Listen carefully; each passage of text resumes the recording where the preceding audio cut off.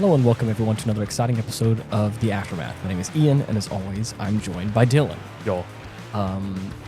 Got a little comment on the previous episode. What did he say? Hold on, let me pull it up. I hope. But it has to do with the theme song that is probably still currently playing right now. Oh, okay. Because of Gurren Lagann, we decided, Dylan decided, and then I made it happen. This guy hit heavy. We decided to go with a cool new rockin' theme song. Gotta get that underground grunge. Yeah, for this Gurren Lagann special. So I hope that you guys are enjoying this little brief preview. Right. A new flavor. Yeah. He said had to do a double take and see what show I was listening to. I like the new intro, so thank you very much for everyone who's been vibing out for this little series, little mini series we got going on, and the new song that we are going to be. It's wonderful. We're playing turning heads. Bro. Oh man, before we get to this episode's probably going to go a little bit long as well. Yeah, I would imagine. Mm-hmm. We have no choice. It's got to be that way. Yeah. I wanted to say here at the top though, I got a Steam Deck.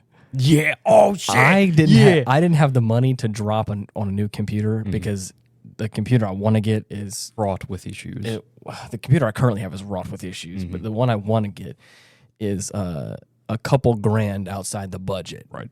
And I was like, I could settle, but at the same time, I don't want to. But I was like, we pinch pennies here. But I do have some money set aside that I could spend on a Steam Deck. Right. And I do want to play games with my friends. It is within the budget. And as all of you guys know, I'm a big fan of Helldivers right now. The Illuminate are attacking Super Earth. They hate the fucking Super Earth. Oh my gosh, dude. I was there on the front lines fighting on New Haven when it fell. Yeah. Sorry to see it go. Right. Gone but not forgotten. And I was there. I was dropping Ethan off at the airport. Yep. Whenever I got the notification on my phone, we got the news. I got the news that Super Earth is under attack, and I was like, "Holy shit, we're gonna crash!" Dude, I was so like, Ian was unfortunately trying to pass someone in the fast lane whenever he saw it. And dude, when I tell you, that may as well have been news that actual Earth was under attack. I got the notification on my phone and I was like, holy shit. Fuck! I was there. I was fighting my heart out on my new Steam Deck. I had a little setup at the coffee table. You were playing new equipment. You were playing some games. Ethan Super Robot Wars. Dude, we were playing games together. I have like a little LAN party in the living room with my little scene. A grand old time. It was so fun. Had a good time, and I played some Up Your Arsenal, dude. Oh, holy shit! Classic Ratchet and Clank, the best, dude. The blastest. Oh, it was from so the good. pastest. And as New Haven fell, I was like, you know what? Maybe they'll attack Mars. Maybe we'll fight on Mars, and maybe we'll have a little bit of time. Maybe they just won't go straight for the throat. No, they blew past Mars, raised it. Jesus, they fucking glassed Mars. They didn't. They didn't even stop. All the training camps, all of it's gone. Jesus. And then they just came straight for Super Earth. And I was like, I remember driving home. We're in a reach scenario right now. That's for real. And I just wanted to say, if you're not fighting with me, you're against me. And I need you to know that we got to step up and do our effort. Winter contingency is now active. I'm telling you, you man. must counter on every front.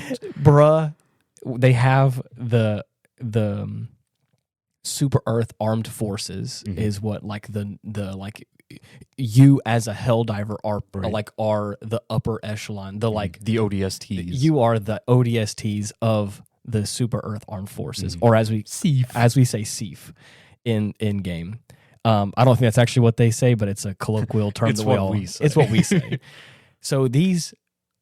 But because of that, you have these like lower tiered these Marines of sorts, these little foot soldiers, little SEAF armed force or SEAF Marines that they have on Super Earth now that are helping guide civilians around. And if you use the follow me command, you could have a team of them. They just start following you around. And I swear to you, abandon that family to me. I'll tell you, dude, there is nothing that makes me happier than to be rolling 5 Sea Marines deep on a mission. The kill squad. Dude, and they're backing me up. And I tell you what, I saluted at one of them, and they saluted back, and she says, "I can die at peace now." And I was like, hell yeah, you can. You look at me. Dude. As long as you're on my squad, I'm going to get you out of here alive. You hear me? This has been one of the most detailed third-person shooters I have ever seen. I have really fallen in love with this game. It is just the right amount of wacky and fun and goofy. The only thing that frustrates me is that there is a not small amount of the fan base that is a bunch of whiny bitches. There's different people. I'm not even saying that they just don't agree with certain things, or that they will outright like complain and whine about some of the littlest things, and I'm like, are you not having fun? Anywhere you go, bro. Anywhere you go, find 'em. anywhere you go. And I think it's just because I have been involved a little bit more in some of the forums and some of the things, because I do like the game and I am kind of getting a little bit involved. I don't talk to people. I don't either. I do not engage. I don't either. But like when I see YouTube videos of people that like talk about the game a little bit and they just like to whine about it, I'm like, then stop playing. It's fun. We should all be having fun. And if I understand that like they update things, they change things, but the developers are trying. They are listening. They are actively working on changing the game. So if things don't go the way you want to, you don't have to whine about it. You can just say, "Hey guys, let's not do that. Let's actually I actually liked it better before that." But no, you got to be like, "This is the shittiest update." Like just not suck everybody it up. can you're right. output constructive criticism. And sometimes they just got to vent. Exactly. And all I'm trying to say is if there needs to be someone who's going to make change in this game, it's going to be me. I'm going to stand up and say, "Hey guys, let's grow up and be a bunch of hell diving men, and let's not whine about it." And I have had some constructive conversation with some people, and they've been like, "You know what?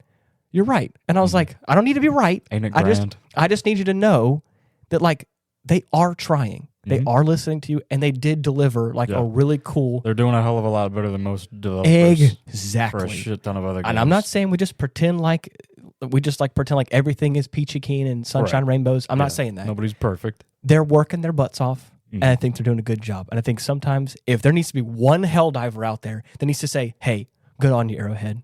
You did a good job, and I appreciate your hard work." Because this game a year ago was a very different game. Oh yeah.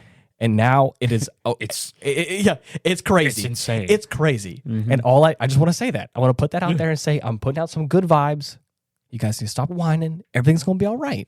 Because guess what? Alternatively, because guess what? it's just not for everybody. You're right. And that's what I'm saying. Right. I don't want to antagonize anyone. It has taken time. It has taken time, but through a lot of effort and struggles and trials and tribulations, they have fixed the eruptor. It's crystallized. They have fixed like it. a perfect gem. They have fixed it. And I never played with the eruptor. It wasn't my favorite gun. I fucking love that. It was cool. I liked the vibe of it. It was cool. It just wasn't my play style. Right.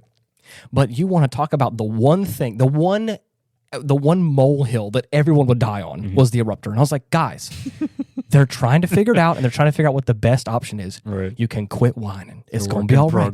We're going to get there. You just have to be patient. Right. And guess what? Here we are. Yes, it has taken a long time, and it is a lot of trial and error, a lot of effort, and an absolute truckload of whining. Yeah. But guess what? We're here, and we can all calm down now. But they will always find something else to complain about, and I know that. But I'm just saying, if there's got to be one person out there who's going to put some good vibes out there and say, hey, just have fun. It's a fun game. You're going to kill your allies a couple times. It's going to be frustrating. It's a fun game, so just have fun. It's not that big of a deal. We're not talking about pro grade esports level. Like, that's not what that is. Go play CSGO. Go play Rainbow Six Siege. At the very least, I'd say it shows they're passionate about it. And I get that, and that's why I understand that people get all of their emotions, and people get all frustrated, and I'm like, you're justified in being upset. It is what it is. But just take a deep breath, and they're going to work on it. They hear you. Trust me, they hear you. Because you're not the only one on your soapbox. Yeah. But it's going to be all right. It's going to be all right. We're all going to have a fun time. Let's go drop into a mission, go kill some aliens, have a fun time. Yeah. I didn't mean to go on that long of a tangent for that, but I'm enjoying this game, and this whole Super Earth update, I really didn't think we were going to be fighting on Oh yeah, Super Earth this we got the soon. home field advantage, and here we are, and it's crazy. we're getting our asses And, beat. and the thing is, they said that this is going to be like a multi-major order thing. So I do think that this Super Earth thing is going to be sticking around for a while. Yeah. If you look on Super Earth, there is the 7 major cities, Right. or I think they're called mega cities. And right now we just lost Egalopolis, so now there's two other ones that are under attack right now. So like I do think there's going to be like a push and pull. Yeah. So like if you haven't The tide of war. exactly, if you do enjoy Helldivers, or if you haven't played before, I think this is a great opportunity. It's fun, it's wacky, and I would definitely recommend you joining in because this is some really fun stuff right now. And the war bond that they released is full of just cosmetic fun things that people are also up in their arms about and getting all pissy. But it's it's just for fun. Just have fun. Ain't gonna hit with everyone. Just drop in, toss down the flag, give it a salute, and then then fight. Anyways, so, but with all that being said, the past few days have been fun because I've been able to get back into playing games without my computer crashing and absolutely shitting the bed, which has been fresh air, which has been really nice. But on to what we're talking about today. Oh, yes. Today is the continuation of our Gurren Lagann series, the binge conversation. Yeah. I made a comment to Dylan at the end of this run through that I was like, we probably should have done some research on the episodes to like see when like those natural breaks are and then divvy it up into. There would have been a nice even split. However, yes, it would have messed with the rhythm that we had going already. Yes, we have divided up the this watch through into 3 parts, each being 9 episodes long. Right. And then it just so happens that we're watching today episode 10 through 18, and then at about, what was it, episode 16, 15, 16? Was when they it was 16. 16, okay. Where they 16 was the recap, and then 17 was the... So the last 2 episodes are the like the beginnings of the time skip. Yeah, the time skip, the like quote unquote season 2, if you want to call it that, of like the next episode. So the tail end of this watch through was like the beginnings of the next part of the franchise. The second, third act. Yeah. The 23rd act. So, oh man. Yeah. Whenever we watch this as like a compilation movie, I don't remember what was left in and what was not left in.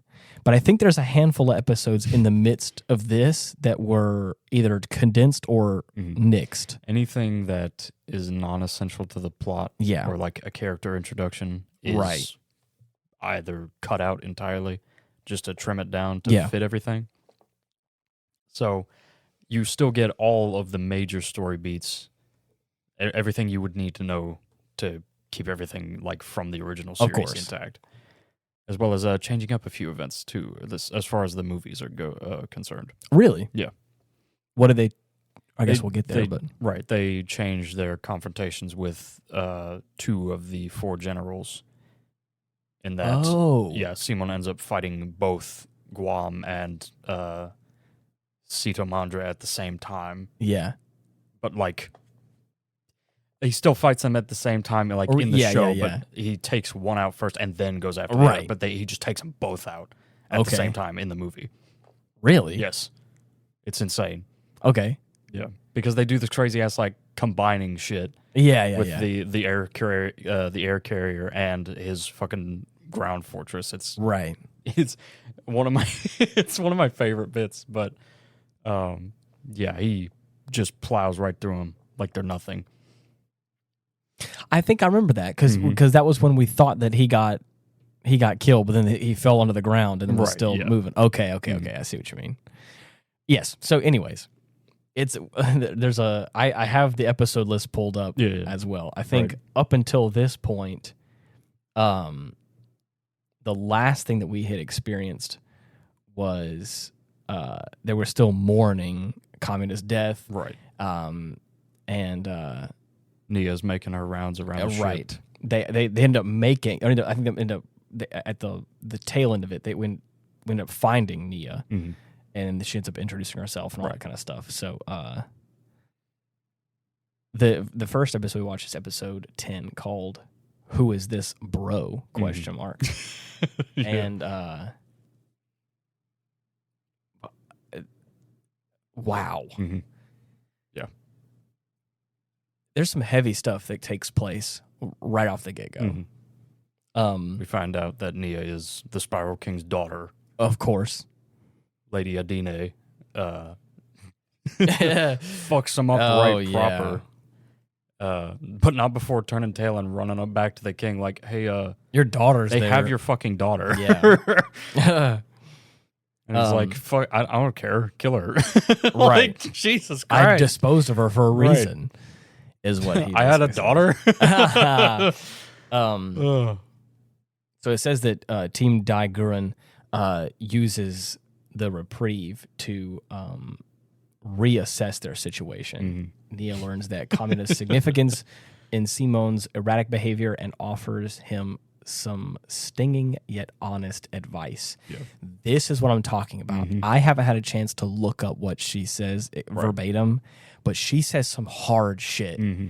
And it a little too soon, but very good. Yeah. I mean, it's probably been a little while. month. He's still going through it. Yeah. He still has the bags under his eyes. yeah. He's still like the most out of everybody. Of course. For obvious reasons. Exactly. And she says some I just want to look it up to see if I can't figure out what she says. But I think she ends up asking him about what everybody's talking about, like who this bro guy is.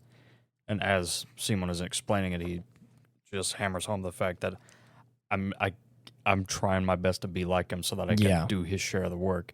Whereas she responds with, I think you can do just fine on your own. mm-hmm. And then he retorts with, you're just saying that because you didn't know him. And then she says, I can't get to know someone who isn't here. Yeah. Right. And you can't rely on someone who isn't That's here. what it is. Mm-hmm. Yes. Beautiful. Yeah. I can't get to know somebody who isn't here, and you can't rely on someone who isn't here. Mm-hmm. Hard truth. Yep. Again. Hurts. And then and at this point, Yoko is already there, kind of listening in, and obviously having still just lost him, and kind of also confessing her romantic involvement. Flips her lid a bit. She gets real pissed off and was like, "You don't know," Right. And it's like they're both justifiably upset and in their feelings because I think for them it was too soon, but it needed. They to don't be said. deny it. They don't deny it. Yoko says she's right. Yes, hurts. Mm-hmm. And I was like, But you gotta hear it. Ooh, especially from someone who is like a bit unaware, especially like an outsider. Yes, an outsider, and also like socially doesn't quite understand the social behavior of it all. Innocence personified. 100%. But still rational. Right. And A I was like, functioning human being. it was one of those moments where like the second she said it, I was like, oh shit. Ow! That was good. I needed to hear that. And I was like, damn. Yeah. Because I feel like that's a really strong thing. But anyways, which draws the ire of an untrusting Yoko, which is what this says. With tension building within the team, the crew scrambles to stand by Nia's side when Adane returns to complete her stalled attack. Comes face to face with the princess again. Yeah. And it's like, all right, so. Not this time. Yeah. May have lost my cool there. Yeah. But now I'm here to kill you. right. And the funny thing is, like, she went back to the Spiral King, and I love how it happens a couple times, and I love it each time. Yeah. Each time they are talking to the Spiral King, he is sitting upon his spiral throne, and they're like kneeling before him, and they're like, and they phrase things in such a way that like, you should really let me go do this. You must allow me to avenge Timothy. And he will always say, are you telling me what I decide to do? You dare. And I was like, ooh, that's such a king phrase of like, And he lets him do it anyway. Sometimes he's like, give me a good reason. And of course they're like, I didn't mean like that. I just think that this, and they're like, let me rephrase. Yeah. I'm sorry. Don't kill me, please. Mm-hmm. Don't kill me, please. Yeah. Yeah, right. just long enough to put the fire of God inside them, and they're like, oh shit, yeah. And then of course they go, like, all right, this fucker made me. Yeah, damn it. So yeah, then he ends up allowing her to go back to and he's like, kill them, take back the ship, do as you please. Right. Kill my daughter. Who cares?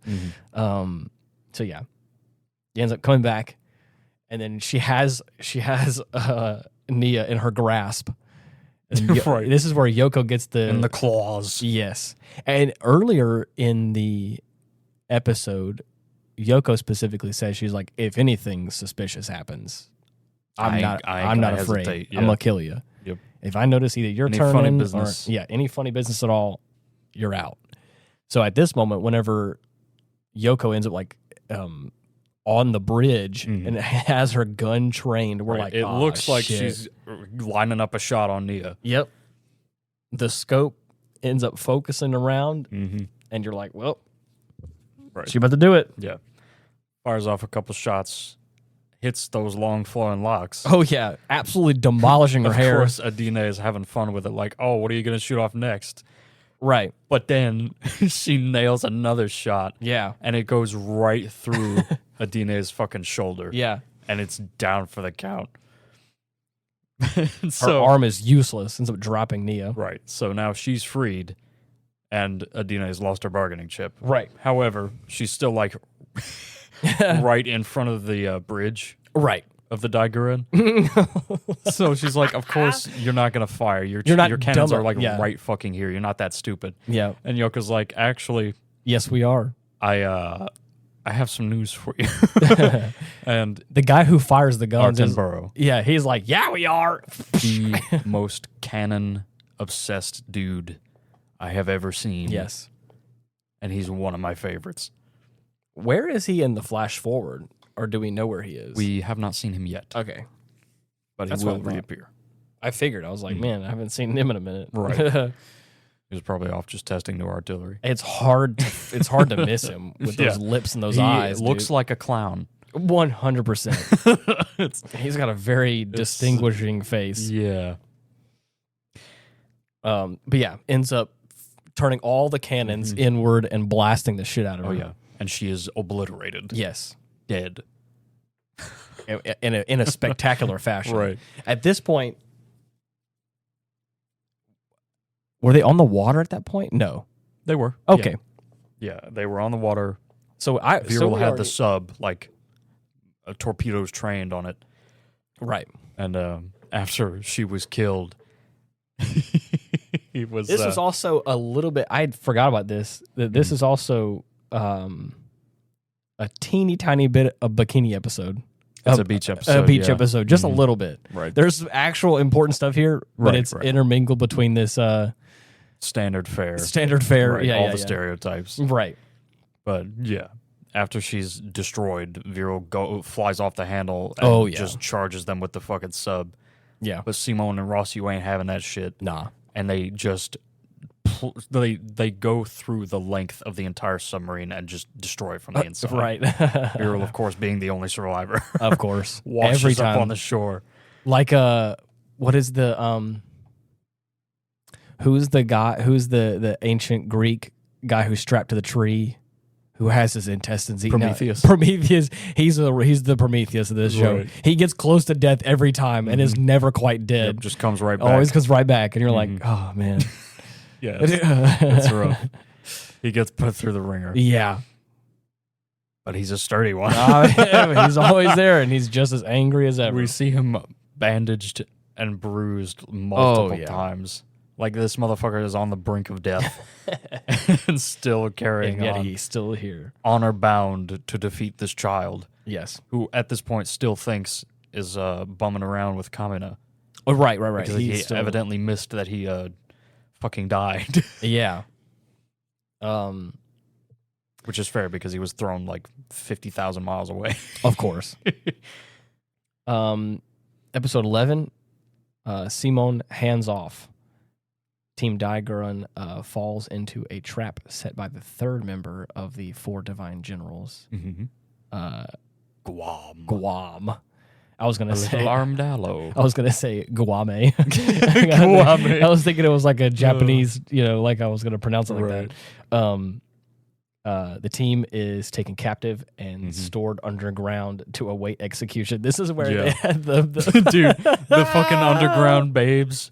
With the driest fucking delivery. Yeah. Oh my gosh. I love how the guy I love that, of course, you realize this is all an act and that they're being lured into a trap. Right. But whenever they're saved, they just talk like that. That's how they speak. Yeah. You're like, okay, what? so you're normal? Right.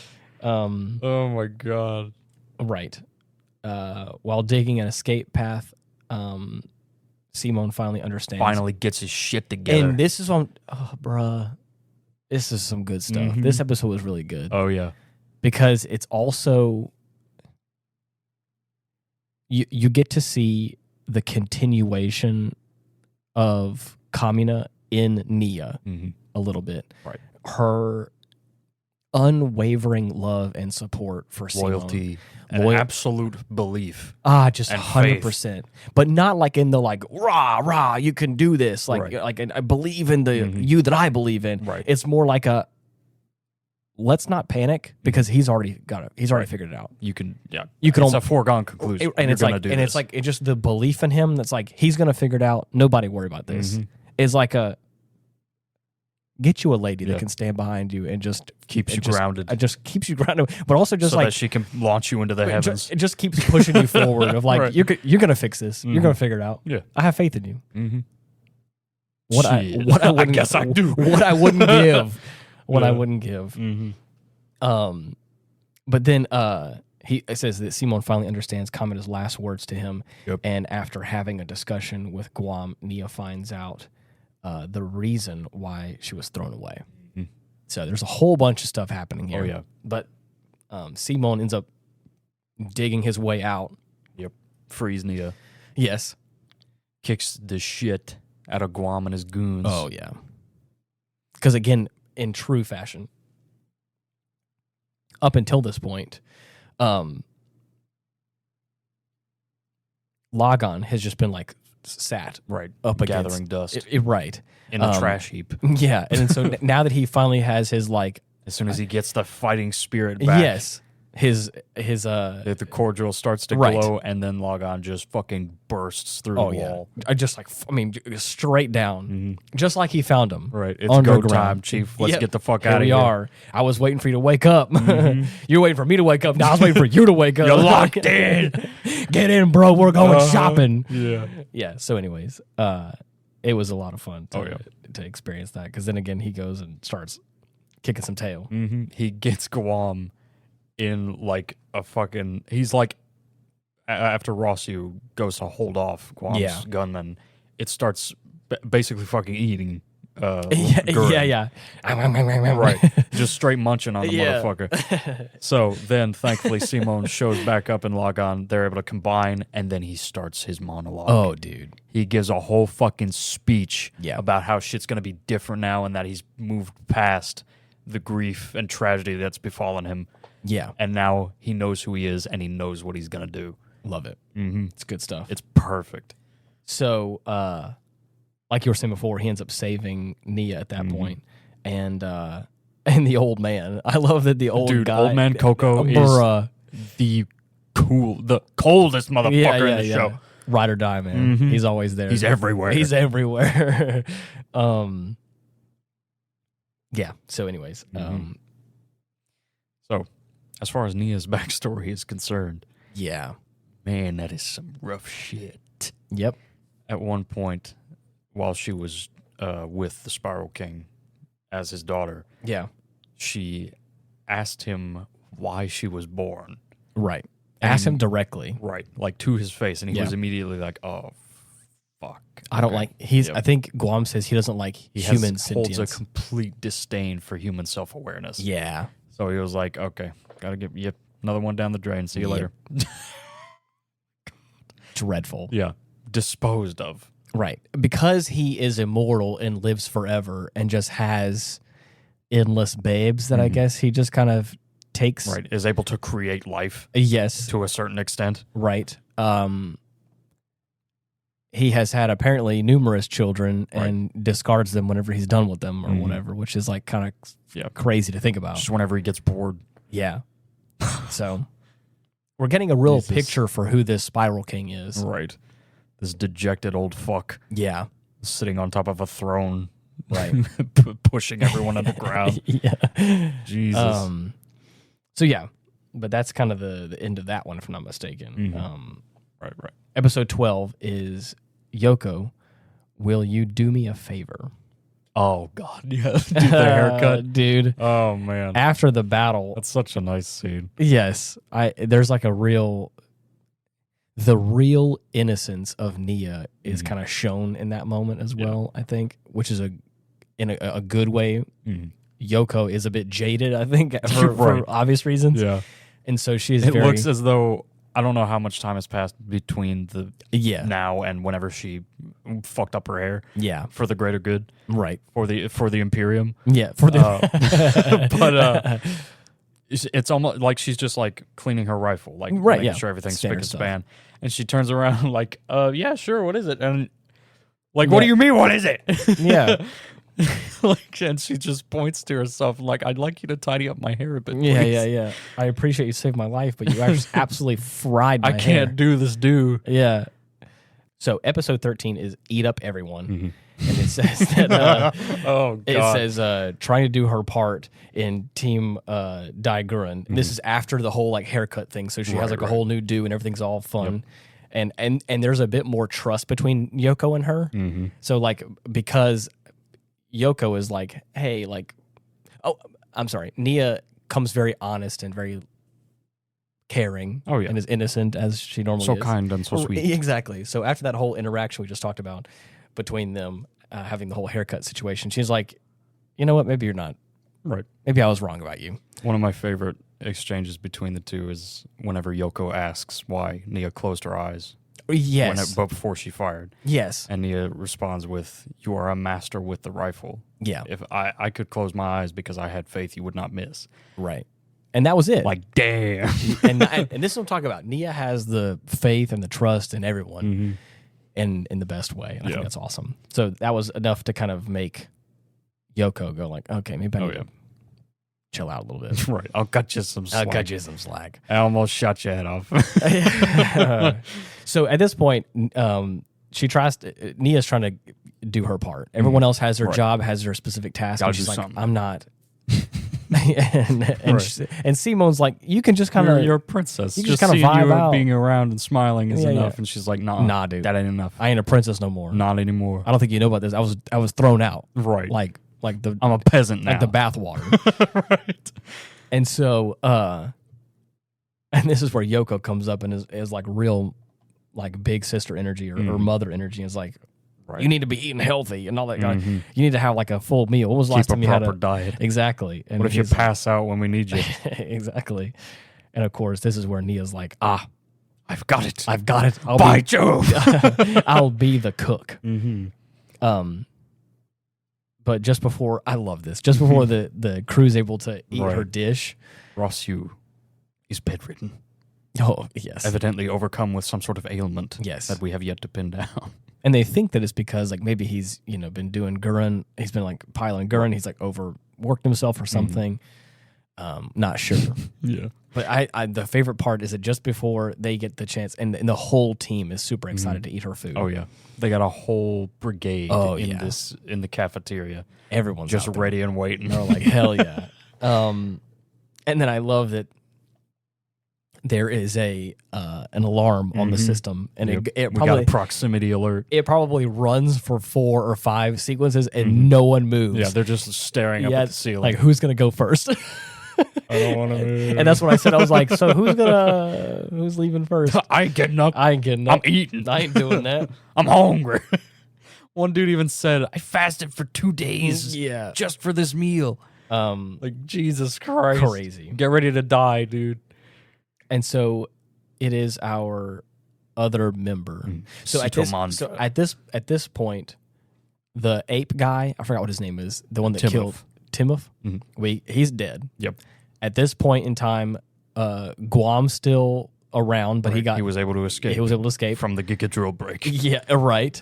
What was Adine is dead at this point. Oh yeah. So now got fucking obliterated. Yeah. So now you have Saitomandre and Guam, but so at this point it's our bird boy Saitomandre coming forth. The peacock. Yes, he's one of the divine generals, and he launches an aerial attack on the Gurren, and Simon leads a counterattack. Yeah. It is one of my favorite things. An aircraft carrier. Oh, yeah. I love a good aircraft carrier. Oh, yes. Emphasis on the air. Oh, yeah. If there's one thing I'm never going to get sick of, in addition to giant robots, it's going to be giant airships. Yeah. I fucking love that shit. Yeah. The helicarrier. Oh, okay. One of my prime examples. Right. Anything that you see in Castle in the Sky. Oh, my gosh, dude. Super cool. Real tough shit. Some good stuff. This is where our team. I love that. I didn't realize this until we were watching it. This show, yes, it continuously builds upon itself and keeps getting bigger and bigger and bigger. Right. But it also acts a lot like a video game, like an RPG video game, or or just like some regular, you conquer this foe and you gain this ability. Right. They go against Saitomandre and his goons, and they get the ability of flight. Like fighting the spirit of Mother Will in the air.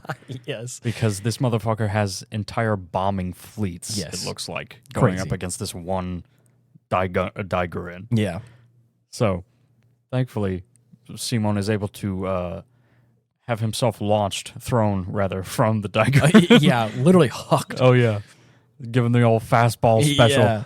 Great. And he, for a few seconds, Spider-Man's his way with drills through each wing of this fleet with his drills. And as one of them tries to get him from behind, like with an attack, he's got 4 drills coming out the back. Yep. That just so happened to pierce this thing perfectly.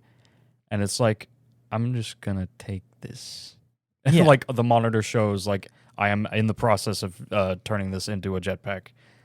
Please do not be alarmed. Yeah, and at this point, we may say that because our boy Rusyu is sick, Yoko has now taken up the mantle, the reins of Lagann, and Gurren. Yes, and it's fun. Now Simon is initially apprehensive to this, of course, for reasons that are elaborated on later. But man.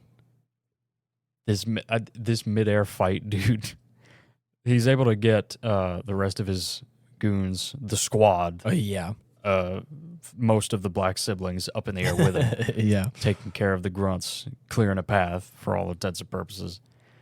And he's able to make it onto the carrier, but not before encountering Viral again. Yeah. Again. And he's out for blood. He, of course, still thinks Kamen is at the reins of Gurren. But man, as soon as they get on the ship, they have a little face-to-face, a little chat. He sees, after Yoko has been hurt in this, after she took a couple pot shots at the cockpit of Enkidu midair, out of Gurren's cockpit. Right. He straight up just socked Gurren Lagann, and she was just midair, free falling. Yep. So terrifying. By the way. Yeah.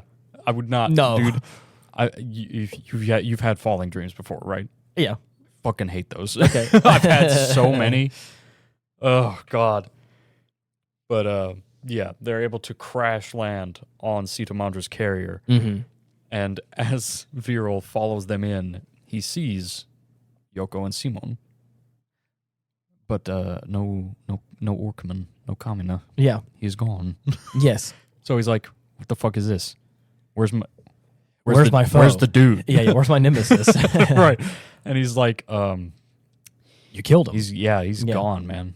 He died. He's like, what? And then, of course, every episode that we just watched in this series, all the ones ever since the death of Kamina, all the fights that he's lost so far has all been against Simon. We get a nice little Viral whoop-ass reel. And and he's like, you mean to tell me that I have lost every single time to this young boy? Child. What the A hell? human cub.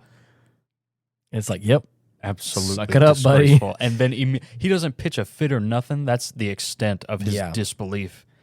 He immediately says, "Your name. What is it?" He's like, bam, new fucking rival. Yeah. You're it, Chief. You're my new nemesis. Get ready. Right. It's perfect. Oh, man. It's good stuff. So, yeah, he's taken aback at this news in his own right. Right. I can only assume he would not have expected him to die back then. But yeah, well, because at that point, he in his defense, he got stabbed, and then ended up kept on fighting until the very end, until the other guy was destroyed. He was blown away. So the last thing he saw, he was still alive, and then of course, as we all know, that was his last second wind, right there. The death throw. Yep. The birth of the Hisatsu. Yep. So, but also at the end of this battle, obviously, our boy gets his ass whooped. Oh yeah, again. What's that, like the 5th, 6th time now? I don't know. Who's keeping track? Yeah. There's this whole fight that ends up taking place. Right. They end up. Sutomandra gets in his gunman. Yep. And takes Yoko hostage. Yep. And then commands Viral to just kill Simone right then and there. But he ain't gonna do it. Nah. Because that's the bitch madest move you ever that did ain't honorable to do that, and I ain't doing that. Right. Honor bound, Chief. Can't do it. So he's got a code. Mm-hmm.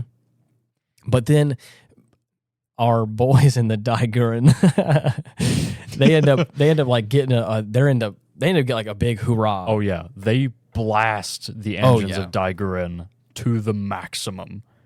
They not only that, they run up a wall and they end up jump.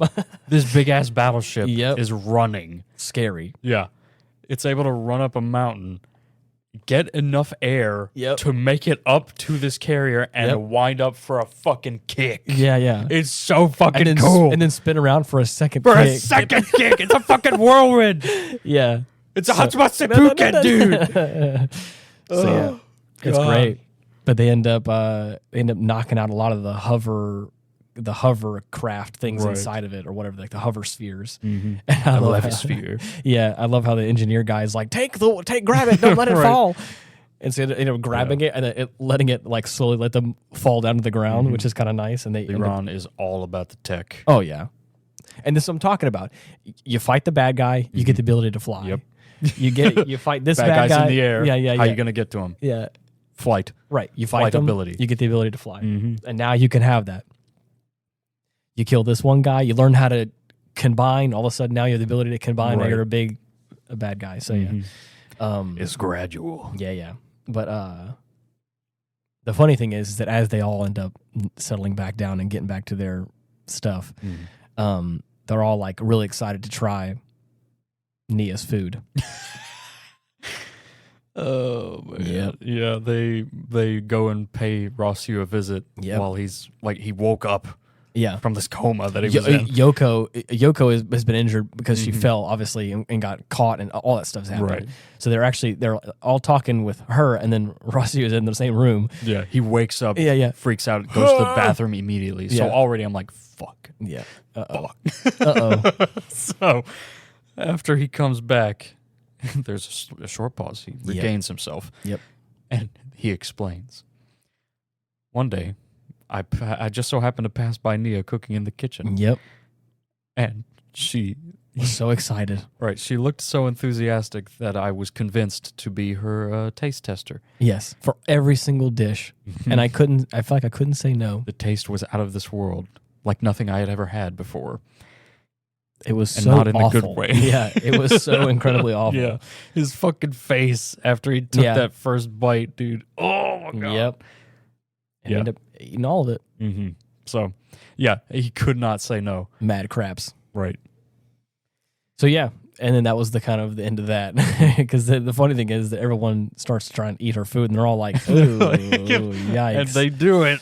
They try their damnedest. And the only one that's there who's on board for it is Simone. Yep. He fucking loves it. Every last bit, he's like, "This is great. This is some good shit." And it's like, what is your problem? He's got a stomach of steel. I guess. I mean, he did eat his little... A gut made full metal. He ate his little rat companion's ass. And then right. in the last couple episodes. Yeah, you can eat anything. Morlocks are resilient people. Yes. Oh, man. Episode 14 is Well Met, Everyone. And it says, at last, Team Gurren arrives at the outskirts of Teplin. The capital. Yes. The long-awaited. But before aiming to the city, they must face a combined full-scale attack of Saitamandre and Guam, which we talked about. This is the fight we're talking about where I guess they must have condensed it down to defeating both of them at the same time. But this is a really cool battle. Some really fun stuff happens. Oh, yeah. And we bust out the spiral micro missiles. Oh, my gosh, dude. The flying drill bits. Love it. Followed by Rossiu's fucking Itano Circus dodge fest. Oh, my gosh. Oh, my God. Dude, Saitamandre, like, literally goes insane. He goes nuts. He goes bat crazy. Yeah. Like, he has, like, that, like, right. It's like his crazy laugh. Right. It's scary. Turns into Krusty the fucking clown. Yeah, for real. Oh, man. But then eventually, like, he ends up overpowering them. They're able to launch the Gurren with the new levisphere that they installed. Oh, yeah. And just fucking ram that sucker with the bow knife. Yeah. The big-ass blade at the front of the ship. And it's down. Nothing but cinders left over from that. Is this the point where... and I think I'm also ahead of myself. Okay. Because I was going to say, at what point do they tackle Guam?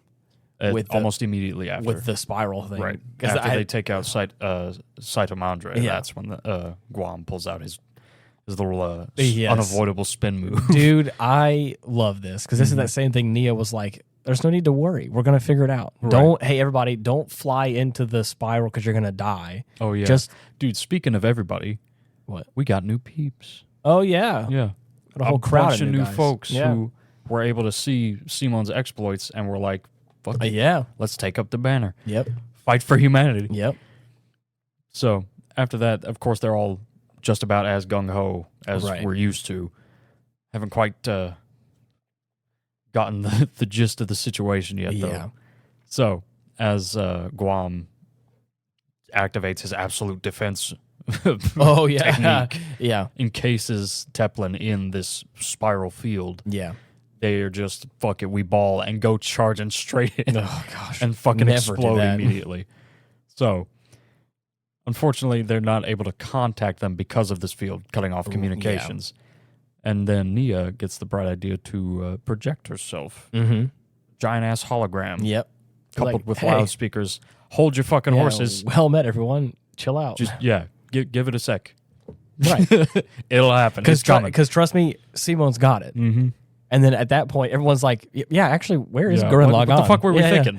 And then, of course, I love that. Everyone's like, actually, where is Gurren Lagann? Completely lost And then, track. Of course, it smash cuts to him underneath the ground with his drill head, just doing what he does best, digging away. Oh, yeah. And he digs underneath it. Yeah. Dead center, too. Yep. And boy, after there's some struggles back and forth, but he ends up piercing straight through that bitch. And straight through Guam. Through Guam, which is kind of scary because he's like, because there's a moment of desperation. They use that term a couple times. Like this is their last. This is their last moments of desperation. Right. It's just a second wind. Yeah, right. But there's the actual moment of desperation in his voice where he's like, "This is." He's like, "Your Highness, would you let me, let your servant, whatever, get spiraled up?" Right. And it's like, holy shit, dude. He's like actually kind of begging. Guam's been so nonchalant. He's very much like, I'm just the oldest one here. General. Yeah. And for the first time, he's like, will you sit here and let me die? And then, of course, 100% he does. Yep. And that's the end of that. All generals. All of them. Destroyed. And so this big spiral platform type base looking thing starts to like fall apart. Right. It looks After the field disapparates. Yeah. We get straight up skyscrapers falling from the sky. Holy shit. Who would have guessed? Yeah. Skyscrapers no longer scraping the sky. Right. Somebody get more glue. As these buildings start to fall away, we see the true form of this Teplin Capitol building, which is it's a big ass gun, man. Yep, it's got a face. It's big. Yeah, it's big. The and it's biggest bad. thing they fought yet. It's huge. Mm-hmm.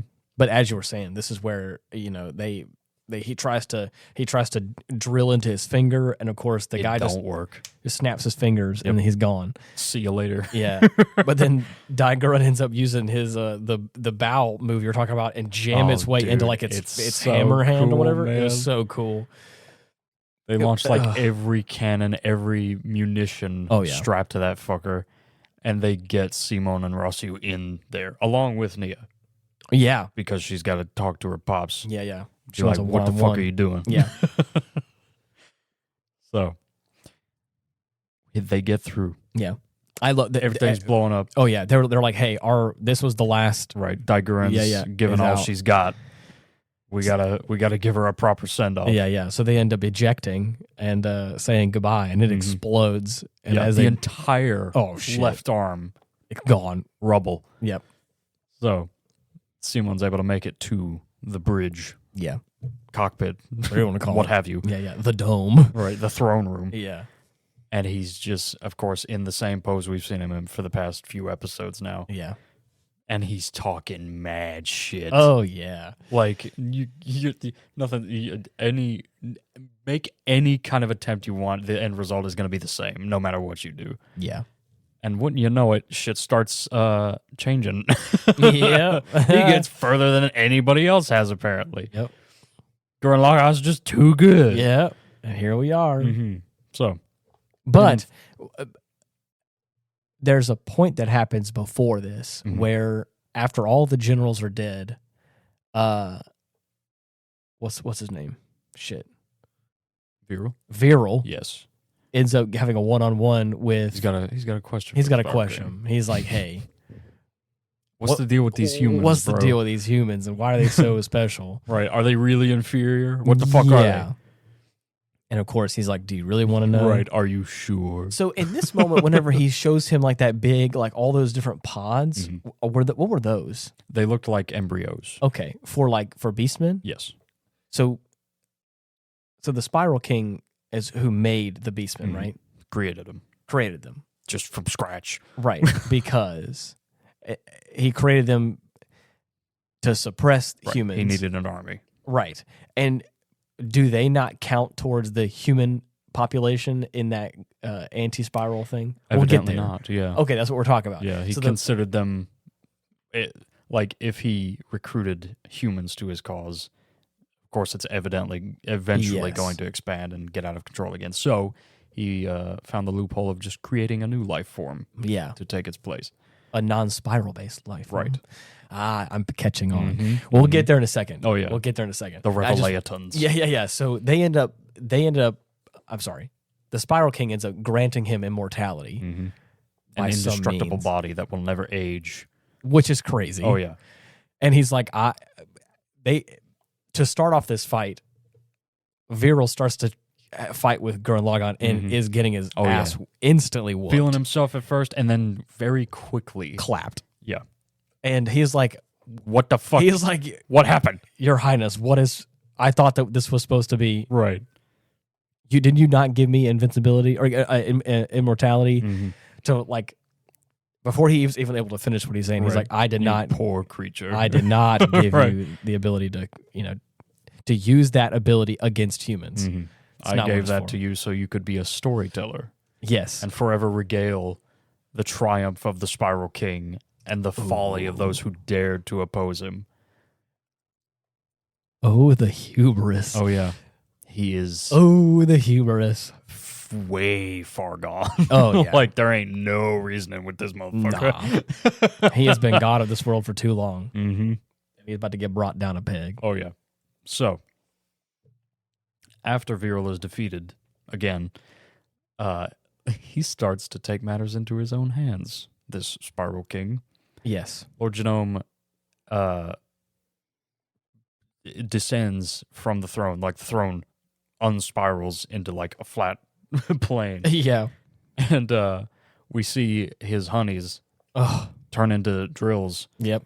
And then they go down into the floor. And I love that like there's 6 of them. Right. But I love that they're not like he ends up like his like spiral energy like masks around them to like turn them into a drill. Right. But I just love that like when I just love how like it's funny because they go like right. And, like, and they're all like they kind of have like it's almost fun for them to kind of like be like molded into a drill, and I was like, gross. I was like, it's kind of weird but interesting. So anyway, you freak. Yeah, he's like, let's do this thing, and they're all like, and you're like, okay, cool. I guess we're doing that now. Okay, that's cool. Yeah. So we see Lagann. Yeah. Super cool. One of my favorite designs. Really cool. Guess why? Yeah. It's got my favorite face. Yeah. The chest on it has a really cool face. Gnarliest fucking grin you'll ever see on a mech. And dude, this thing kicks ass. Oh, it's good. At first. Yep. for a little bit. Yep. Yep. And then as they start like exchanging blows, Gurren Lagann is on the back foot for the most part. Mm-hmm. And Lord Genome is going on about some sort of old conflict. He throws out this line of, once there was a man who fought as you do. Yeah. And he, of course, Simon's like, what are you talking about? And then he's like, you don't really need to know. I'm about to kill you anyway. Yeah. So that's all we hear of that. Mm-hmm. Then they start, like, Simon takes his left arm. Yeah. Then eventually takes his fucking right. But not before Lord Genome impales Gurren, almost killing Rossyu. Yeah. But then motherfucker gets him in a bear hug so that Simon can launch himself upward and do a Lagann impact onto Lagann. Yeah. And hopefully take control of it. Right. And Lord Genome's like, oh, that's funny. Hey, guess what, though? He bursts out of the cockpit. Oh, yeah. And just walks toward Lagann. I love how his phrase exactly was, shouldn't have trusted a gunman to get the job done. It's like, I don't even fucking need the mech. Shit. Put up your dukes. And like his head is now ablazed with like this like pink red fire. Flame. Yeah. It's nuts, man. It's which is the so same kind of cool. the same kind of color and energy that's happening off of his gunman. Mm-hmm. So it's very much like he's he is the source. Yeah, exactly. It's not the machine. He is him. the opposite version of Simon with his green energy. A negative facet of this power. It's really cool. Dude. It is. I have never seen another example of a knockdown, drag-out brawl between just some guy and a fucking mech. Yeah. It's so fucking cool. Because Lagann is like a small head with arms and legs. Right. Simon is pretty small, so like he is actually like equal in size a little bit to the Spiral King, and they're just like and even then he's fucking huge. Exactly. This man is a unit. Yeah, he's big. He can fight a fucking mech barehanded. And he's punching the shit out of him. And they're just trading blows. Yeah. Taking hit after hit. But I mean, he's just shrugging them off. Oh yeah. Like he's having fun with it. Yeah. They end up in a fucking power struggle. Yeah, 2 hands. After which he just rips both arms off of Lagann, and then it's out. Like deactivated. Yeah. But I will say I almost got a little choked up at this line. Dude. Oh man. The Lagann is like basically deactivated, and Simon's like sitting there like almost kind of like hunched over. Oh yeah. Like just slumped. And he even says like I can't make any more drills. He just can't. He doesn't have the energy right now. Right. And then Nia, who has been like kind of cast aside, is like on the ground. She's like, I think she says, if the encouragement of others is what you need to get your power, I will support with every ounce of my being, or something like that. It says it's so lovingly and so at the right time, where it's like, I will give you every bit of my courage that I can give you in this moment. And I was like, oh, gosh, you're the best. Take my power. Yeah, exactly. Please. If this is what you run off of, I will give you every bit that I have. And it's like, oh, she's the best. And at this final moment, Lord Genome grabs him by the head, pulls him out of Lagann, but not before Simon grabs his core drill. Oh, yeah. Out of the keyhole. Yep. And he's got him lifted up, about to smash him into the fucking ground. Yeah. And then he stabs him. Yep. Dead center in the chest. Hell yeah. And dude, his reaction is immediately like, oh, a core drill. Oh no. He's like, fuck. Oh man. So at that point, you know it's over. Oh yeah. He's basically put the equivalent of a warhead to his chest. Yeah. And is about to fucking activate it. Yeah. Oh man. He spouts this whole spiel about if you decide to become a wall that stands in my way, then I'm gonna fucking I can't remember the rest of it, but right. Nothing's gonna stand in my way. Right. Yeah. And if you're gonna be that obstacle, I'm gonna overcome it with my drill. Yeah, exactly. It's like, oh shit. Mm-hmm. But he ends up blowing turns the key and just like pierces the motherfucker. Oh yeah. I would say a bleach-sized hole. Oh yeah, definitely. A bleach is a lot of those like where you just get like a hole blown inside of you, and it's just a perfectly symmetrical circle, just chunk taken out of you. Oh yeah, that was what happened to his chest. Bleach hole. Yeah, dude. It's one of my favorite shots where it just the mist, the fog clears, and it's just him, just standing there with a big asshole, and it's just like, Mom, I threw up. Oh man, I shit into my pants. I want to go home. Yeah. Oh. And then he says this cryptic message. Oh yeah. He's like, well, now that this is in the end. Right. Your power has grown enough that it outstrips my own. Yep. But mark my words, you will come to regret it in the future. Yep. I would leave you with this warning. Yep. As soon as the number of apes on the surface of the planet comes to 1 million, the moon will become hell's messenger. Scary. Like, Jesus Christ. Yeah, what does that mean? What are you talking about? Oh, and evidently, this stuck.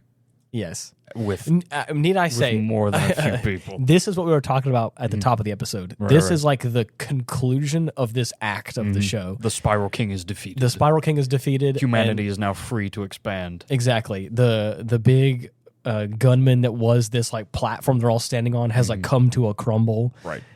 And they all lived happily ever after. Is what it seems like. Right. The next episode 16 is actually a compilation episode, which is like a recapping all the things that happened up until this point. Yeah. And then episode 17, I forgot to say this. Episode 15 is I Will Head Towards Tomorrow, which is what Nia says. As she watches her father fall to his death. Her father falls to his death, and I love it. She's like standing on the edge, just overlooking, and then Simon just like walks up next to her, and before she says that, I just there's just long enough of a silence. I said, "Sorry for killing your dad. Sorry about your dad." Yeah, and she's like, I'll head towards tomorrow, which is really interesting. Yeah, I'm glad she at least came to terms with that. Yeah, guy was a scumbag who had to be stopped. 100%. Yeah. But like we said, 16 compilation episode of all of what's happening. 17 is the first of this new transition of things. Oh yeah, we get a time skip. It is now 7 years in the future, and everybody's a little bit older. Yes, some obviously. people got married. A lot of babies. A lot of people got kids now, apparently, which is like suspicious for this whole prophecy situation. Right. Yeah. One thing that the Beastmen and the Spiral King called human beings were apes. That's like a derogatory term. So once the apes number 1 million, the moon will be hell's messenger. The moon! The moon! Moon's haunted. Right. Dude, but for real this time. For real this time. Like actually. Actually. So yeah, and then it says episode 17 is You Don't Know Anything. You're so stupid. Yeah. During the following 7 years, new civilization rises and prospers under Simon's leadership. However, these peaceful times come to an end when the threat mentioned by Lord Genome. His last words start to reveal itself. Oh yes. So apparently they're like, it's very. This is where I get a little bit like, ugh. Very bureaucratic. Changes. Not only is it changes, it's like diplomatic governmental changes. And it's like, oh gosh, here we go. And not only that, our boy Rossiu is technically second in command. Right. And Chief boy, advisor. You say something differently, but boy has the power gone to his head, I think. He likes to have things a certain way. Right. He likes this new structure, and I think he is comfortable. He's fallen into the same trappings that his chief in his old village fell into. Yes. Had to keep the population under control. Yep. For material reasons. Of course. They didn't have enough food to go around. But now he's letting the paranoia of this prophecy get to him. Yes. And he's falling into this same, like, we got to keep the population, like, in known check and under control in case this prophecy turns out to be some world-ending event that the Spiral King was talking about. Right. Now... And so even though Simon is the guy who's in charge, the supreme commander, right? There's all the different members of Die Gurren, all the core members, are in there, made parts of the official government, exactly. But Rossiu is a bit of a stick in the mud, right? He's the only one that seems to have taken. Like a genuine... He's taking things a little too seriously. Right. He's not loosening up, and he's become like a real rigid suit. Yeah, rigid. Yeah, is a good word, and that shows itself in many ways. Right. Where, yeah, because I mean the rest of the members are definitely more lax, but they're still the same guys. Of course, right. But he has had a fundamental change in the past 7 years, like you said. There's a lot of it. I think the paranoia of it all and all that kind of stuff. He is dead set on making sure whatever may happen does not happen. Right. And so behind Simon's back as well. So even though he's technically the leader, people are now becoming frustrated at Simon for numerous reasons. Right. Some of which is because a lot of people that just wanted to live underground and don't want to be part of society, apparently behind Simon's back, Rossiu has been having task force go out there and forcing people out of underground to count them and keep them in check. Right. I guess just to make sure, which is at any cost. And it's okay, that's it's not okay. It's kind of not what we had planned. Right. And so there's a lot of things that are going on where it's I think I don't want to say it's a trope, but it's a thing in any kind of leadership structure. There's the head on top that's doing things, but then there's people in his cabinet behind his back doing things that aren't quite what his goal or plans are. And that's exactly what's happening here with Rossiu, I think. See, it's a nice juxtaposition because it's been said that the higher up you are in the chain of command, the more detached you are from what's going on at the ground level. Yes. Now, what's interesting to me is that Rossiu still takes into account how life used to be and realizes that most of the complaints of the people in their society nowadays are just all trivial stuff, self-centered shit. Right. Which, I mean, but Simon sees it as a positive. People are able to complain that way because of the life we've made for them. And I think it's wonderful. That is because you would not have been able to do that at all back in the day. Exactly. I think there's a good balance, but it just gets to a point where there's a lot of things that Rossiu is doing behind the scenes that are crazy. You are shady level shit. You are saying this as if it is for the betterment of all of us, but you're really tiptoeing onto some dangerous territory that none of us really asked for. And not only that, you're kind of getting us into some trouble. Right. Just take it back a bit. Slow your roll. Take a breath. Yeah. And regardless of what he thinks or feels, one of the black siblings has a baby. Yep. And that's the 1 millionth human being on Earth. Yeah. Apparently. And so the human extermination system triggers activates. Can we put a pause for a second? Yeah. There's this beautiful moment where Simon proposes to Nia, and it is a very beautiful moment. Yeah. And if I'm not mistaken, I could be looking into this too much, but the ring that he gave her is made from that same rock, the emerald that he found. As Guam had them underground and had them hostage, and then of course he finally got the courage to do that. And the whole discussion we had where Gurren ends up coming back down, like all that stuff happens. During that process, he found this like beautiful green gem that he gives to her as a present. Like, after the final battle, yeah, he's like, thank you for sticking with me. Yeah, and he ends up making an engagement ring out of it, which is really beautiful. Anyways, he ends up giving that to her. It's a beautiful moment. There's a lot of really, and I think the part is whenever the two black siblings asked her what she said, and she was like, "No way." Yeah, absolutely not. What? We're not gonna. Yeah, and the way Simon words this is like, my eyes would become your eyes. Yes. And your ears would become my ears. Yeah. And she took that very literally and was like, I don't think that's possible. You can't be one person. That can't happen. Yeah. What are you doing? What are you talking about? They're both like, oh my gosh. That's not what he meant. It's all figurative. Right. And metaphorically. Metaphorically. Hypothetically. Yeah. And I think they really nailed that home on purpose. Oh, yeah. Because it just so happens that this anti-humanity destruction force, whatever the heck it was called. The anti-spiral. Anti-spiral ends up coming down. And apparently, as you told me, is that like this whole extermination system is so deeply embedded. Right. That like I guess it's evidently a virtual program. Yeah. That has just been hiding out in our very like DNA. Okay. In order to keep us in check. Yeah. Because Lord Genome wasn't enough, apparently. Right. So, after the millionth population cap is reached, the system activates and we get this jagged, almost abstract machine descending from a portal in the sky. Right. And it just starts wrecking house. Like blowing shit up indiscriminately. But then Nia becomes its mouthpiece, which I was kind of messenger. I was kind of confused about because I was like, why choose her? And you're like, apparently it was just it's stuck in our DNA, and I guess it just just so happened to be Lord Genome's daughter.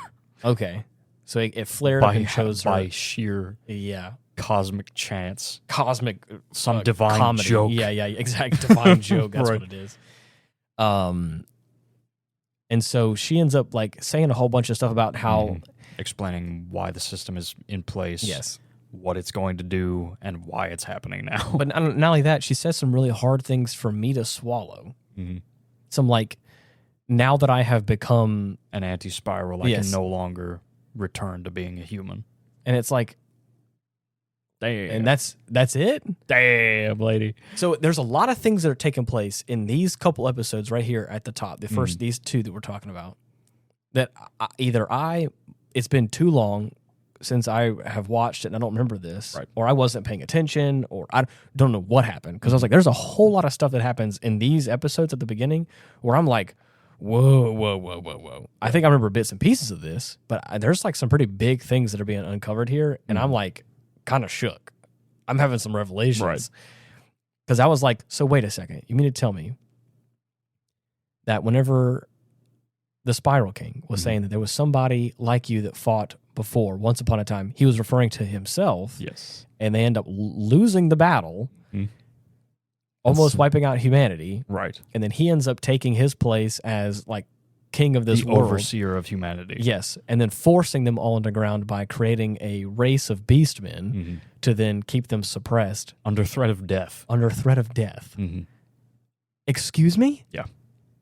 It's insane. So dude. that's cool. That's his position. The second that he's dead, he knows that like humanity is not going to run rampant. Right. And I just want to let you know the anti-spiral is going to come for you eventually. Yes.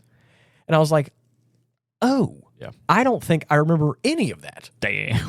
Because again, it's been a while. Maybe it's been a while. Yeah. I just wasn't it's thinking been long about enough that it wouldn't surprise me. I just thought that he was a stepping stone. I thought he was just like a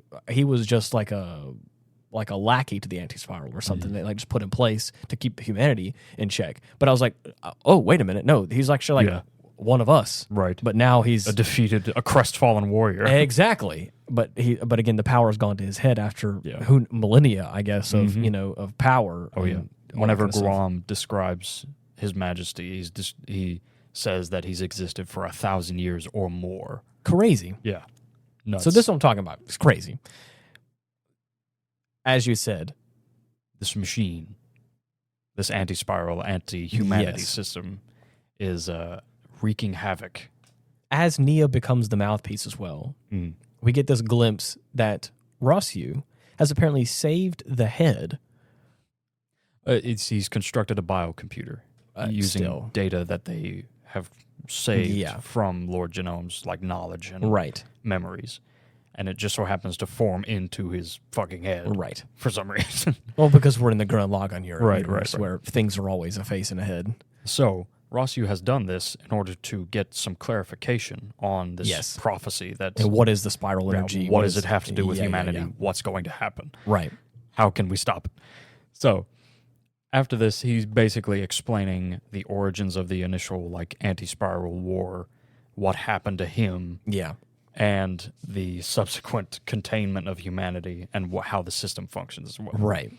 So, now both Simon and Rossyu know that the moon will, within 3 days, impact onto the Earth and destroy humanity. Crazy. Yeah. Simon's like, what the fuck are you talking about? You're not making sense. Please, just talk to me. Rossyu was like, nobody can know. Everybody's going to panic. It's going to be chaos. And then apparently all of what Nia's talking about has been is live streamed to everybody. And he's like, dude, his face is, shit. Yeah. This is going to cause widespread hysteria. My government. And it's like, boy, does it. Everyone wants to point fingers and blame somebody. Yep. I like to, in this scenario, I like to go back to the quote from Men in Black, where Kay says, a person is smart. People are dumb, stupid, rabid animals. Yep. And you know it. Mm-hmm. And that's exactly what happens. Yeah. And I think everyone wants a common enemy. Everyone wants a common person to blame. Right. And they just so happen to pick their supreme leader, Simon, even though he has just successfully killed not one, not two, but 3 of these things. One of them was catastrophic. Oh yeah, and the first one didn't go over so well. And I know that it was a complete unknown. Right. No, and it was either just let him run rampant, let the thing run rampant while you gather data on it, right? Or we take it out now as best we can. That's what he did. Yeah. Simo made a decision, and he learned something from it the hard way. Backfired. But the other 2 that came, he was able to step up and do a better job at containing the explosion after it died. Albeit a little reckless. But give me a dairy. But them crack shots. It was a decision. And I think it was the right decision, because it was either do that or just let it run rampant, and because ain't nobody else gonna kill it. Right. Simon and Gurren Lagann's the only people going so far have been the only ones that can do it. Oh yeah. You keep talking high and mighty about these mass produced units you got. They're doing a shit job right now at taking care of these people. For now. And that's all I'm saying. All I'm saying is you're right. People are dumb in mass majorities. I get it. People want to comment. Ain't nobody going to see the big picture. No, they're not. No, they're not. But the part that gets me... I'd be pretty upset, too, if my house got exploded. The part that pisses me off, though, is that Rossyu is taking the high mighty approach. And he's like, we got to pin this on somebody. Somebody's got to take the fall, or else we're going to have anarchy on our hands. People are going to riot in the streets. I get it, but I don't think that's the right choice. I don't think it's the right choice. I mean, what would you do? A lot of things, but not bring the person that saved everyone's life into custody. That kind of sounds a little shitty, especially your best friend. Yeah. That kind of is a little bit like now you're washing your hands of the situation and saying, no, I'm putting all the blame on you. Right. Even if you say he's guilty or he's not guilty, he's innocent or whatever, you still you're really pointing the finger at me. That's kind of shitty. I mean, of course he doesn't enjoy it. No, I get it, but but he also does it at gunpoint, which again I think also gives a message. I understand, it's not just the implication; it's a lot of other extraneous matters as well. Right. You have an armed guard of 10 guys at gunpoint ready to kill me. Mm-hmm. I feel what really drove that home for him was whenever Rossyu tries to address the people. Yeah, he comes out there with the guards. Yeah, just in case. Yeah. And he's trying to calm everybody down, trying to placate everyone. Of course. And then they start throwing rocks. Yep. They start getting violent. Yep. And he's just in shock. He's like, oh my God. Oh my God, it's happening. Oh my God. So after that, the guards, they're about to, they take aim at the crowd. Whoa. Jesus Christ. That's what they're there for. they're not there to kill people. But they're there to protect him. Right. And if someone's gonna storm the stage, kill that man. That's what happens. Only if it's absolutely necessary. You're right, and that's what they were ready for. Jesus. They primed their weapons for a firefight. Right. So they go back inside, and they're like, "Okay, we gotta do something. We gotta blame somebody." Yeah. And that's what they decided. The people need someone to blame. Right. And I get it. We gotta get it under control. I'm just saying I don't think it was done effectively. Mm-hmm. I think that there's other ways you could have handled that. And I think that Rossyu is doing it by it's my way or the highway, and you're not in charge, buddy. Yeah. Last time I checked, you're the second in command. I'm the guy in charge, and I can stand up in front of my people and say, hey, I thought I was doing the right decision. I thought I was doing what I could to protect our people. And I don't know if you saw that or not. I did. All other units in our squad and myself actually killed 2 of them. And I think if we all stand and rally together, we can do this. That's what I'm saying. Right. You can hate me all you want. I saved your life up there. It may not be the way you like it, but I'm trying my best. And if you don't like it, you get in a suit and help me out. Mm-hmm. Let's stand together and do this. That's what I think should happen. Mm-hmm. But what happened is his best buddy backstabs him and at gunpoint is like, hey, buddy, you're under arrest. I'm going to blame you for it. And it's like, wow. So you're that way now. Mm. I thought that we were like, cool, but no. It's all your game, and I'm just a pawn in your game. I don't like that. It's all very sneaky, and this is what I'm talking about by getting very diplomatic and very governmental, very messy. Right. It's not no longer about, row, fight the power. Like, let's all, at every chance, Rossyu is trying to quell Simon from going out there and fighting. Every single chance he can get, he's always like, you don't need to be doing what the Supreme Commander is supposed to do.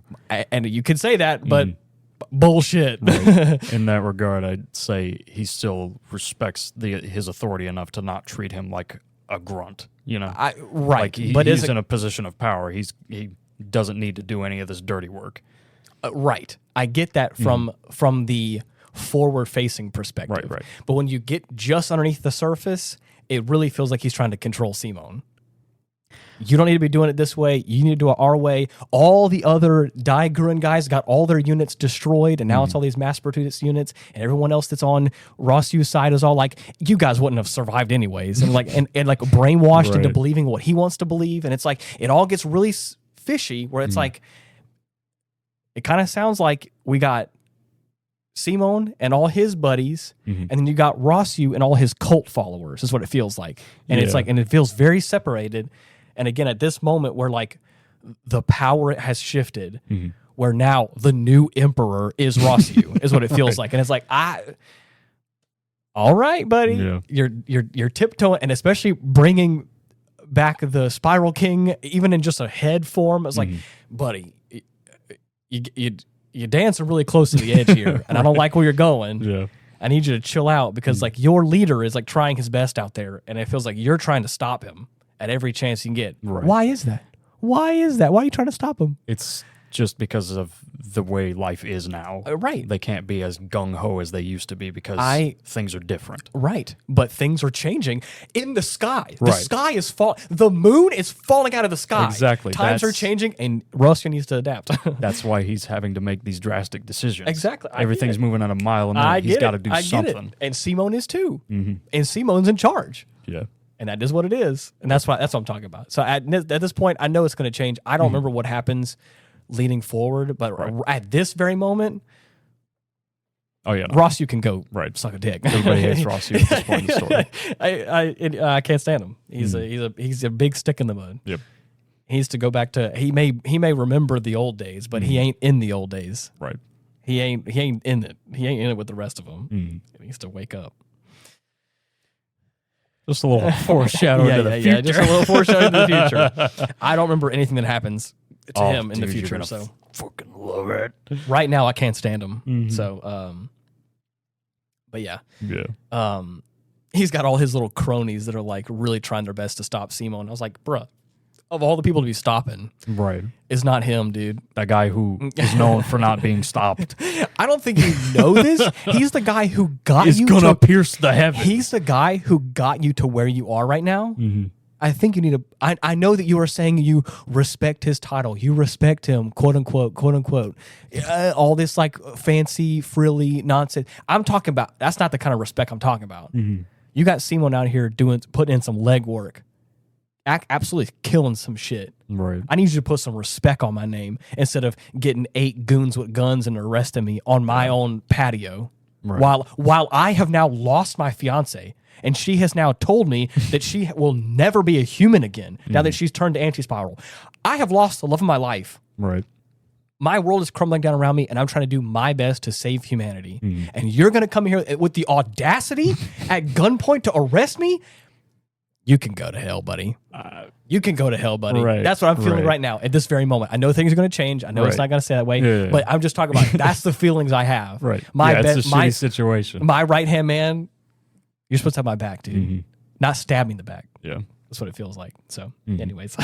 He's just stuck in that mental. I know. Goes beyond the individual. I got to think about the people. So, yeah. Yeah. But that is up to episode 18 for us. That's where we're at. That's where we're at. And like I said before, we stopped it. I was like, you know what? We probably should have like separated this. Had episode 17 through whatever. But that would have been a lot of episodes to conquer. Yeah, that would have been. But it's all good. A good amount. I not to say that I don't love the movie.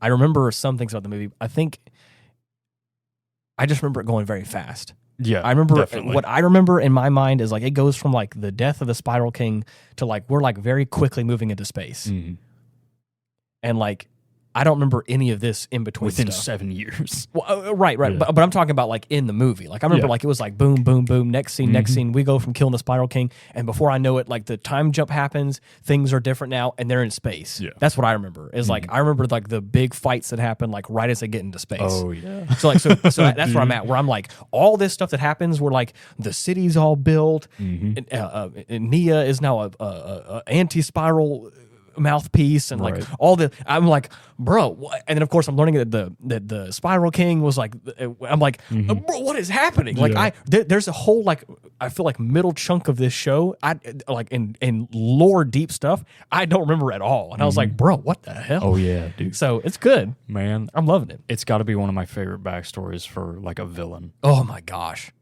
Like Lord Genome specifically. Yeah, because holy shit, that's heavy. It's fucking metal, dude. That's cool too. I also loved like during his like every second we get during those like fight sequences and all those like things leading up to it, he has that like harsh line shading. He has like his character depiction is drawn. I spent extra time drawing that motherfucker. Is very different, but this is where, and this is what. Because I've seen the ending, because I know the ending, because I know the art style of the ending. Whenever everything gets boiled down to sketch lines and like crazy, it's the hype as shit. But what I'm talking about is like that art style is very indicative of like that super far gone spiral energy vibe. The anti-spiral is like all those like harsh lines, the scratchy lines, walking TV static. Yeah. So whenever I see all the characters look normal, like normally animated and depicted, and then I get the look at the Spiral King, and he's shaded differently, it's like, whoa. and he just like fuck's wrong with you? just the shading is so harsh on his face, and like the all forehead especially his beard is all like shaded, like everything is so like harsh and like these like hash lines that are so like he is drawn differently. Oh yeah, and like in the fights between them, like even just the two of them, and I think. Creatively, they did that on purpose. That's going to tie in later on. The fact that he's such a high-powered being from beyond the grave or beyond the spiral or whatever. From eons ago. Exactly, yeah. His presence is different in this world. It's also hilarious to me that Guam was his Buddha. Yeah. We get a shot of him back when he was young and like an active warrior against the anti-spiral. And we see little Guam on his shoulder. Yeah, with his fucking pipe. I love that. Yeah. That's funny. Mm-hmm. Crazy. Oh, yeah.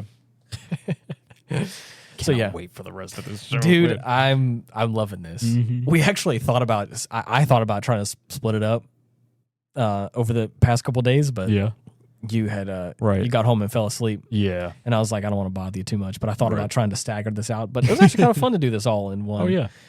One go. Mm-hmm. I was thinking about other things we could watch because I mean, the main reason I would have wanted to stagger it was because we've been watching a lot of anime. Yeah, you're right. We have, just a lot of Japanese media. Yeah, and A Few Good Men has just been sitting on my shelf. Okay. Yeah. There's a couple like classic movies that we still haven't watched that I kind of wanted to think about getting into. Definitely. I can't remember what. There's one in particular that someone had mentioned to me. Oh, you know what? Someone had mentioned to me earlier that I thought we should watch Bicentennial Man. Yes. I don't know where we can stream that or if you have that. But I thought about it. I've only seen like bits and pieces of that movie, but I remember it being really, really good, or hearing that it was really, really good. Yeah, definitely. I mean, it's Robert Williams. I mean, you can't. Like, yeah, it's really, it's a safe bet. Exactly. Mm-hmm. Then, anyways, this is another long episode. Yeah. Get ready for another one after. Oh man! Thank you so much for listening. I really appreciate you guys commenting and letting us know what's your favorite parts of these episodes and what you like about it. Exactly. As per usual, subscribe, like where you can. Give us a 5-star review. We really appreciate all that kind of stuff. Let us know what you want us to watch, if there's anything in particular. I know that there's a couple of things on here that we haven't actually touched on that I think have been recommended. I need to actually put it on the list. Yeah. I haven't done it yet. Okay. But yeah. Anything else you want to add? No, I think that'll about do it. Row, fight the power. Dude, row fucking row, dude. I'm never gonna stop rowing. Let me see you grit them teeth. Oh, dude, the new eye catch, man. The new eye catches, rather. It's really fucking good. Love that they get the lyrics in there. It sounds so good. Fucking hits. Yep. Well, until next week, thank you so much for listening. See you. Bye-bye.